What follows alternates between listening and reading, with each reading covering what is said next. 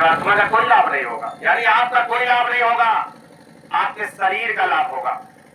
उसी को कहते हैं क्षणिक लाभ। और कितने दिन काम करेगा भाई? मकान आपने बना लिया, कितने दिन मकान में रहोगे? 2, 4, 10 साल, 20 साल, 50 साल, 60, 70 साल, और जितने दिन रहोगे उतने दिन उसमें सुख भोगोगे। उसके बाद तो निकाल के बाहर कर दिए जाओगे, और जब निकाल के बाहर कर दिए जाओगे तब आपको क्या लाभ मिलेगा उस मकान का? कोई लाभ नहीं मिलेगा।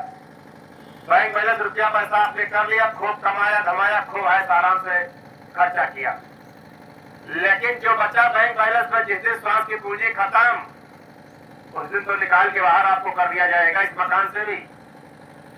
जो भी दुनिया में हमारा रुपया पैसा धन दौलत कमाया, वो सब इसी शरीर पर गंवाया, सब शरीर पर गंवाया। तो ये तो क्षणिक सुख हुआ, थोड़े दिन के लिए। उम्र आपकी इस मानव शरीर में 50, 60, 70, 80, 90 साल रहना आपको पूरे। जब तक आप अमर लोग अपने देश नहीं जाओगे तब तक आपको इसी संसार में रहना, इससे निकाल के दूसरे में, दूसरे से तीसरे, ऐसे करके इस संसार में हम आपको जन्मते मरते हमारा आपका समय बीतता चला जा रहा। बाबा जय गुरुदेव जी महाराज हमारे मिले।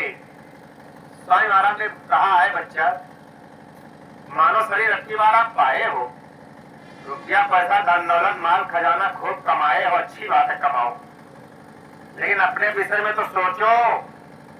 इस मानव शरीर में हम आए हैं तो कहां से आए हैं? कहीं न कहीं से तो आए होंगे। कहां से आए हो, है कुछ पता? कहां से आए? यहाँ पर मानव शरीर में रहने का काम क्या है? क्यों आपको ये मानव शरीर मिला है? अभी मानव शरीर से निकाले जाओगे तो कहां जाओगे? यही हमारे आपके सामने सवाल है। बाबा जी ने कहा, इस सवालों को जान लो, समझ लो, इनका उत्तर खोज लो। चतुर चालाक होशियार वही प्रेमी है।